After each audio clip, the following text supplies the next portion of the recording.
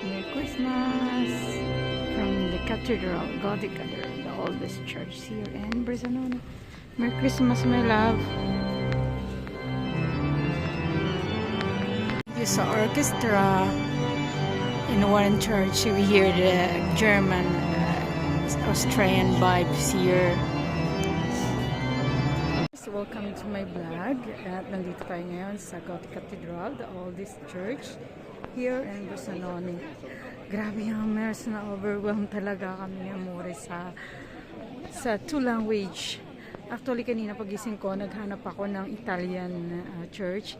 Buti na lang hindi nagbagong isip na ni amore namin magsimba dito sa pinaka-famous na church kasi nga two language in just one mass, in German, Tedesco, and in Italian. At ang choir yammers, parang nanood ka ng opera. Alam niyo yung kanta nila is pang theater. Talagang it's a concert opera nakalagay nga.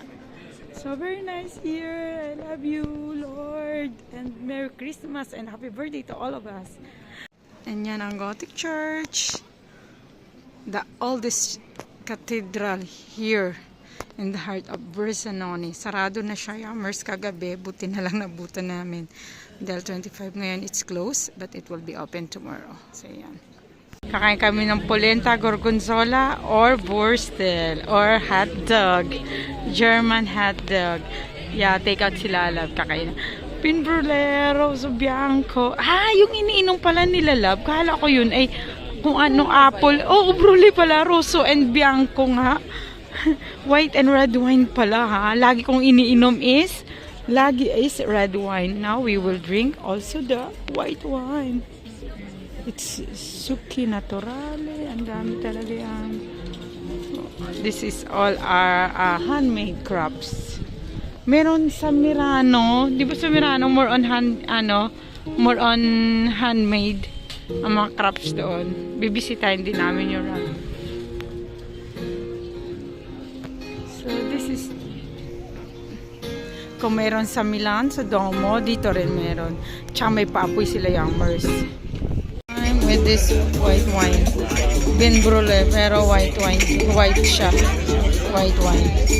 Sarado na ang lahat kasi 4 PM lang talaga sila bukas. Nakapag-Vin Brule kami. Ako lang pala. At nakakain ng hot dog. German hot dog. And polenta with gorgonzola. Italian tapos German.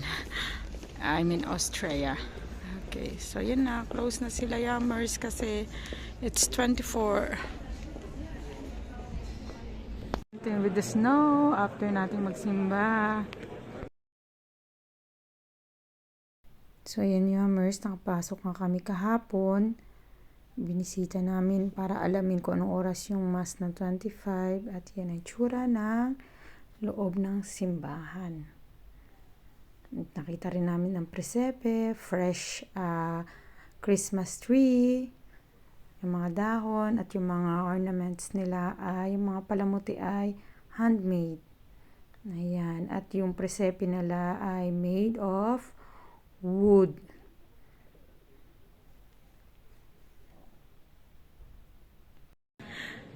Show yammers.